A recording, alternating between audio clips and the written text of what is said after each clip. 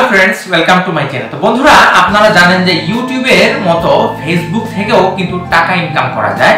সেটা আপনি পারেন ফেসবুকে একটা পেজ ক্রিয়েট করে, অথবা আপনার ফেসবুকে যে প্রোফাইল আছে সেখানে প্রফেশনাল মোডটা অন করেও সেখান থেকে আপনি ভিডিও আপলোড করে বা ভিডিও কন্টেন্ট বা ছবি বা যে কোনো জিনিস যেটা ফেসবুক লিগ্যাল বলে দেয় সেটা আপনি আপলোড করে সেখান থেকে টাকা ইনকাম করতে পারবেন।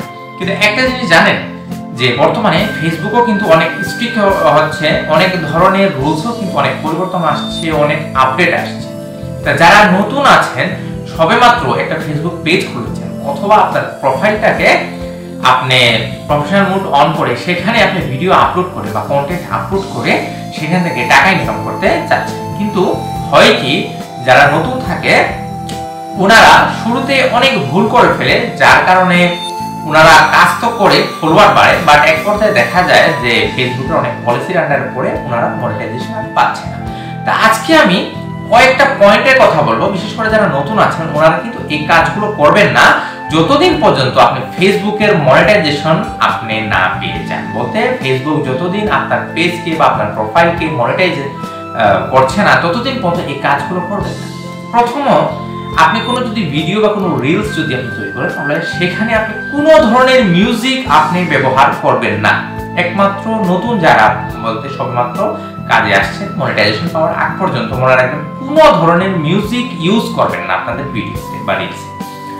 এরপর হলো, যে কোনো জায়গা থেকে কোনো ভিডিও ডাউনলোড করে আপনি আপনার পেজে বা প্রোফাইলে ভুলেও আপলোড করবেন না। এরপর নাম্বার 3 হলো, ডুয়েট ভিডিও কিন্তু ক্রিয়েট করবেন না। নাম্বার 4 হলো, যে কেউকে বেশি বেশি প্রমোট ভিডিও দিবেন না। নাম্বার 5 হলো, আপনি যদি আপনার পেজ থেকে বা প্রোফাইল থেকে যদি লাইভ করেন তো লাইভে কাউকে এড করবেন না মনিটাইজেশন পাওয়ার আগ পর্যন্ত। আর ফেসবুক এমন একটা আপডেট এনেছে, যদি আপনার লাইভে এসে কেউ যদি গান গায়, ওইটা যদি কোনো ছবি হয় বা কারো যদি গান থাকে সেটা যদি গায় তাহলে সেটার উপরেও কিন্তু কপিরাইট চলে আসে।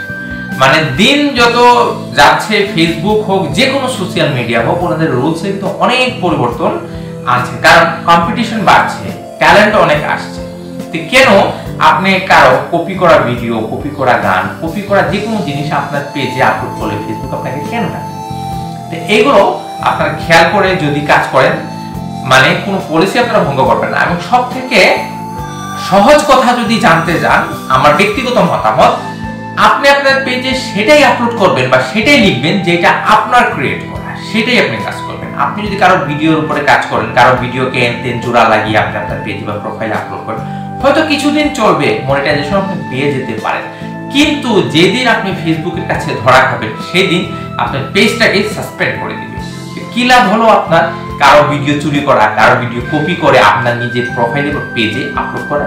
আপনি আপনার নিজস্ব ট্যালেন্টকে ব্যবহার করেন, দেখবেন একদিন আপনি সফলতা অবশ্যই পাবেন।